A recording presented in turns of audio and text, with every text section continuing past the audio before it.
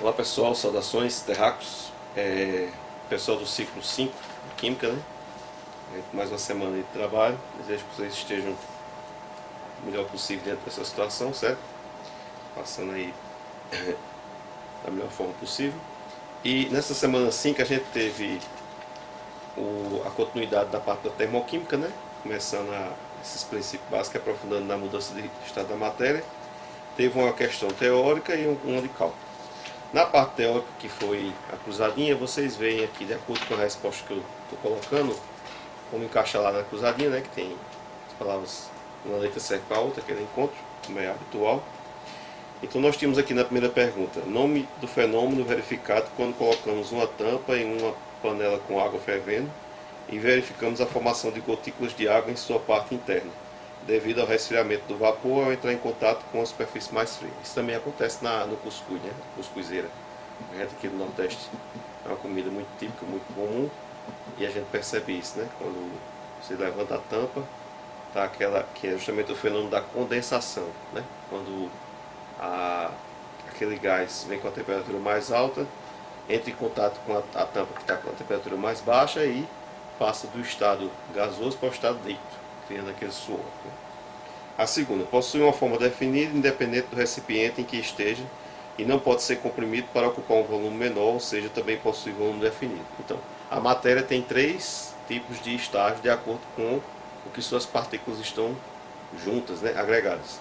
Quanto mais junto e difícil de deformar, de mudar a forma, é a forma sólida, que é a resposta dessa questão. Sólida, né? Sólida.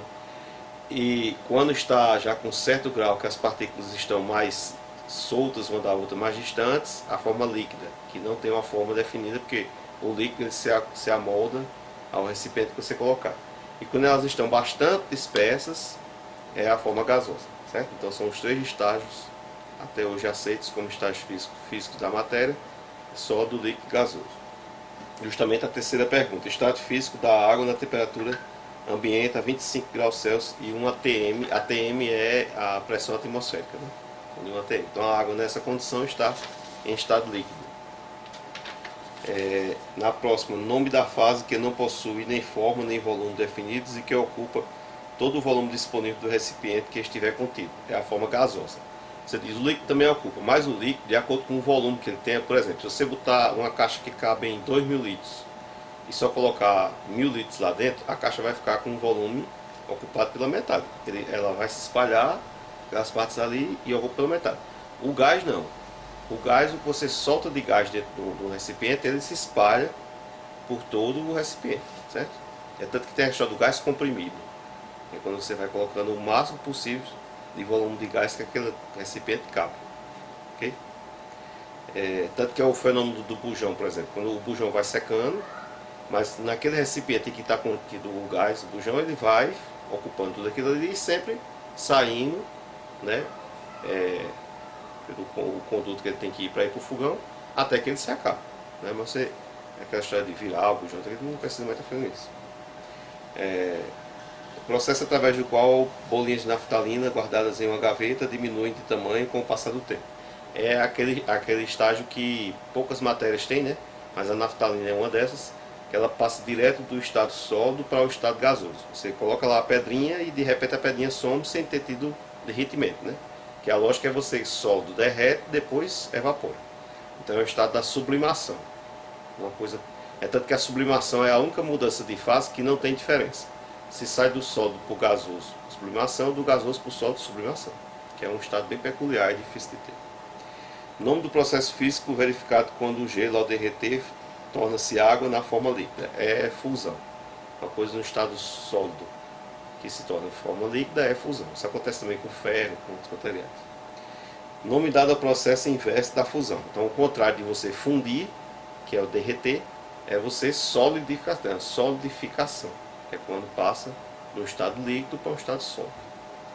Refere-se à passagem do estado líquido para o gasoso, então é a vaporização. Também pode ocorrer por ebulição, né? Só que você vê que na cruzadinha não cabe, né? E há uma diferença entre vaporização e ebulição. O processo mais comum do líquido se tornar gasoso é por vaporização. Ebulição é quando ela acontece muito rápido. Entendeu? Por exemplo, uma das coisas que hoje em dia tem ficado em desuso construir grandes barragens é porque o problema é que uma barragem tem um espelho d'água muito grande, geralmente em região muito quente, que o sol está incidindo vários dias do ano. Então já é feito alguns estudos que, dependendo do tamanho do espelho d'água, que é a cobertura da barragem, você tem no mesmo dia o tanto de água que se tira para o consumo humano é o tanto que o sol tira pela evapotranspiração. Então se você faz uma barragem muito grande, com um espelho d'água muito grande, ela vai perder também muita água pela questão da evapotranspiração. Por isso que tem ficado em desuso fazer construção. É mais útil você fazer pequenas barragens para o espelho d'água ser menor e evitar muito de estar transpirando. Agora a gente vai para a questão do cálculo, certo? Aí vamos para Bem, abençoados. Na questão do cálculo, a gente tinha aqui o seguinte, né? No interior de um forno micro-ondas de 1.200 watts, então isso é a potência do forno. Cada modelo de forno, marca, de acordo com o preço, tem uma potência. São colocados 900 gramas de gelo a 0 graus para serem transformados em água a 0 graus. Aí você botou um bloquinho de gelo lá para derreter, quer derreter. Admitindo que toda a energia fornecida pelo forno será absorvida pelo gelo, porque o forno é um sistema termicamente isolado. O que, quando você liga, o que ele fornece de energia vai ser absorvido pelo que está lá dentro, não tem saída, furos no forno para essa energia aí se dissipar. Determine por quanto tempo o forno micro-ondas deve ser programado para funcionar. Então, o que a questão deu? Ela deu a potência, certo? P ou POT, isso depende muito da... Existe a potência elétrica, existe a potência mecânica. Essa potência aí, tanto a potência mecânica, né, que é a capacidade do forno fazer um trabalho durante um certo tempo. Potência, fisicamente, é isso.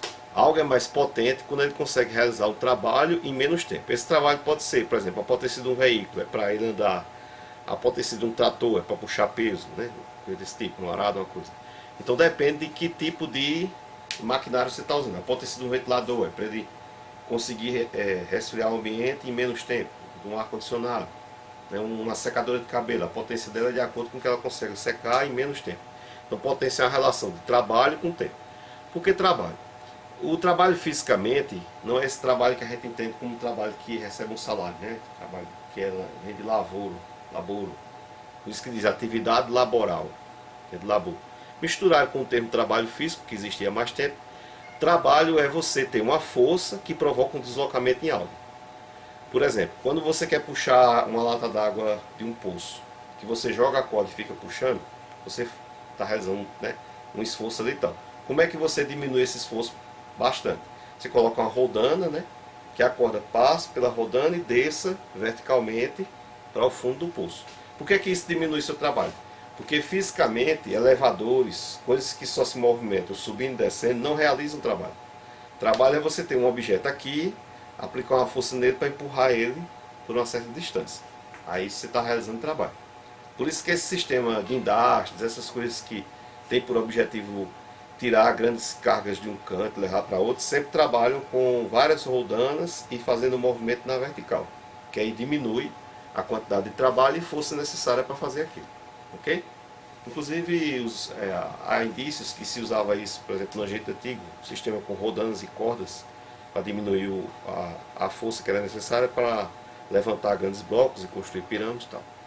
Então, potência fisicamente é o quê? Potência é trabalho, certo? Dividido pelo tempo. Se diz variação de tempo, o tempo, certo?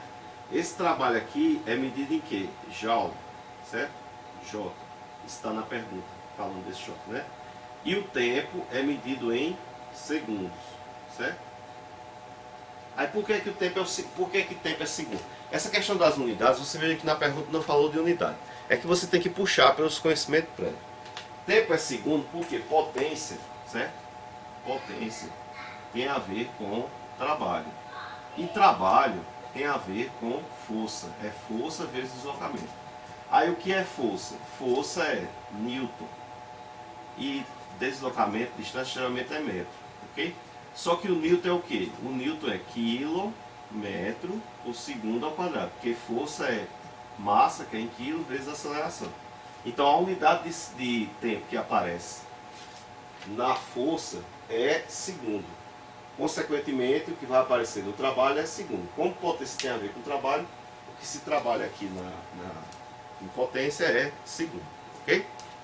Por isso que você, quando vai apertar funções no micro-ondas, começa de segundos e aí quando é coisas que necessitam de mais tempo, vai para minutos, tá? Mas raramente você vai ligar o micro-ondas por horas a fio, ok? Então vai dar, aí o que é que ocorre? O calor latente de fusão do gelo. Por que calor latente? Porque o gelo vai ser derretido.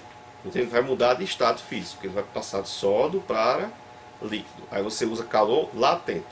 Calor específico é quando só muda a temperatura, ou esquenta ou esfria, mas continua. Uma coisa sólida continua sólida, o que é líquido continua líquido, o que é gás continua gás. Quando muda de estado é que é calor latente. Certo? Então diz que o calor latente do gelo, o L, é 80 calorias por grama. O que é que a gente precisa saber? Qual é a quantidade de calor que precisa fornecer ao gelo? Você não vai derreter o gelo no micro-ondas, então precisa colocar calor nele, fornecer calor. Então a quantidade de calor para esse gelo derreter é massa vezes o calor latente. Essa fórmula está lá na aula. Então você tem a massa é 900 gramas. E repare que o calor latente está em gramas. Cuidado com unidade quando for fazer conta. Se aqui está em grama, aqui tem que estar em grama para poder fazer. 900 vezes 80. Aí, o que é que a gente vai ter? A gente vai ter 9 vezes 8, 72. 72 e coloca os 3 zeros. Aí 72 mil que? Calorias. Certo? Por quê? Porque justamente a grama daqui da massa cortou com a grama do calor latente do gelo. Ok? Então é preciso para que esse gelo derreta que seja fornecido 72 mil calorias a ele. Aí o que é que tem a ver com... Lembre-se, a questão quer que você descubra o tempo. Sempre que fizer um problema, nunca saia do foco do que quer encontrar. Você quer encontrar tempo. O que é que isso tem a ver com tempo? Bom, a potência do forno é dada, 1200 watts. Não é? O trabalho que você precisa fazer tem a ver com calorias. É aí que vamos fazer a relação agora. E o tempo é o que a gente está precisando encontrar. Então, como é que vai fazer essa relação aqui do trabalho? Certo? Na questão está dizendo que uma caloria você usa como equivalente a 4 joules. Por quê? Porque trabalho é medido em joules. Na verdade não é 4, é 4 uns quebradinhos, 4,18, mas isso depende muito de cada questão. Essa questão pediu que você arredondasse, usasse 4. Certo? Então, se uma caloria vale 4 joules, essa quantidade vai valer quanto? Então você tem 72 mil calorias para quantos joules, né? Equivale a quantos joules? Porque é essa quantidade aqui que você vai usar no trabalho. Então, mesmo pelos extremos, aí você vai ter que X será 72 mil vezes 4. Precisa fazer a conta? Eu tenho um conselho, certo? Não é obrigado a se seguir. Mas cálculo, você só faz cálculo quando não tiver mais o que fazer. Por exemplo, não é aquele cálculo que vai responder a questão. Esse cálculo aqui está lhe dando quantos joules é preciso fornecer no gelo de trabalho para que ele derreta. Converteu a caloria de calor daqui de caloria para joule para poder usar aqui a potência. Então não é aquela conta ainda que vai terminar a questão. Se ela não vai terminar a questão, não precisa se preocupar em fazer ela agora. Pode ser que no decorrer ali vai ter que fazer ou ela se anule com outra coisa. Então, usa esse valor agora aqui, certo? O espaço acabou, né? Vou apagar aqui para poder fazer. Ok? Então a gente vai ter que 1200, que é a potência do forno, é a quantidade de trabalho, 72 mil vezes 4, dividido pelo tempo. Pronto, essa conta agora encerra, porque a gente vai encontrar o tempo aqui. Certo? Vocês vão ver que, por exemplo, por que é que vai dar esse tempo? Porque o forno tem 1200 watts. Quando a gente às vezes tem forno micro-ondas em casa que faz uma pipoca num determinado tempo e vai usar um forno micro-ondas do vizinho, do conhecido, em outra casa, não atenta que às vezes a potência do forno pode ser diferente. Então o tempo que você bota no seu, no do outro pode queimar, no do outro pode não dar o mesmo efeito na pipoca, porque os fornos têm potências diferentes. Então se um forno com 1200 watts faz isso aí a gente vai calcular aqui em 20 e poucos segundos, se o forno tivesse menos potência, ia precisar de mais tempo, ok? Ao contrário, se você trouxesse aquele costume de estar usando um forno pouco potente e fosse botar ao mesmo tempo no forno mais potente, ia queimar, ia passar do ponto. Tem que ter cuidado quando você vai usar aparelhos diferentes, a questão da potência. Aí o que é que você vai ter aqui? Mesmo pelos extremos, então você tem 1200 T e 72 vezes 4.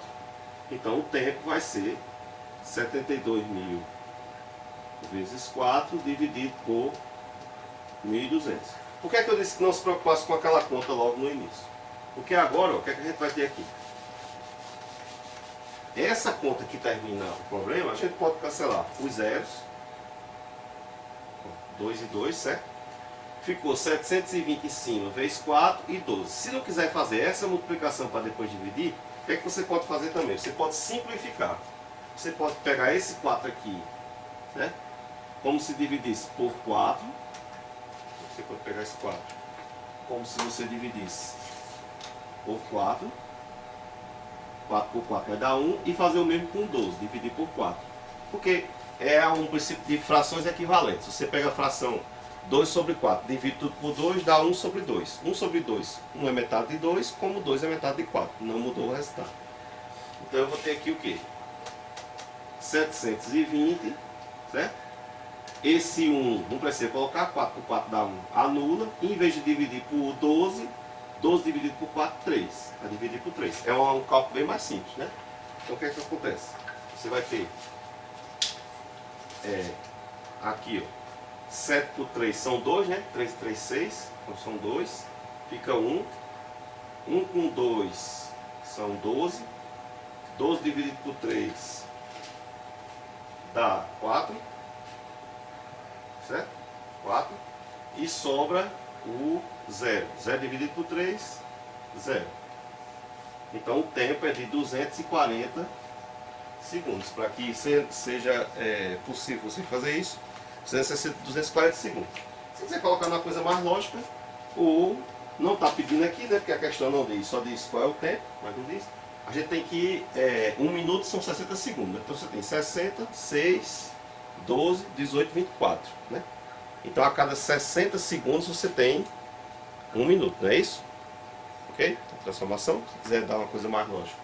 Então você tem 60 segundos, 1 minuto, 2 minutos, 3 minutos, 4 minutos. Então 4 minutos. Então com esse forno nessa potência, para poder pegar esse gelo e derreter, você precisa de 4 minutos. Um outro forno tem que ter novo cálculo. Ok? Paz e bênção a todos aí, bons estudos.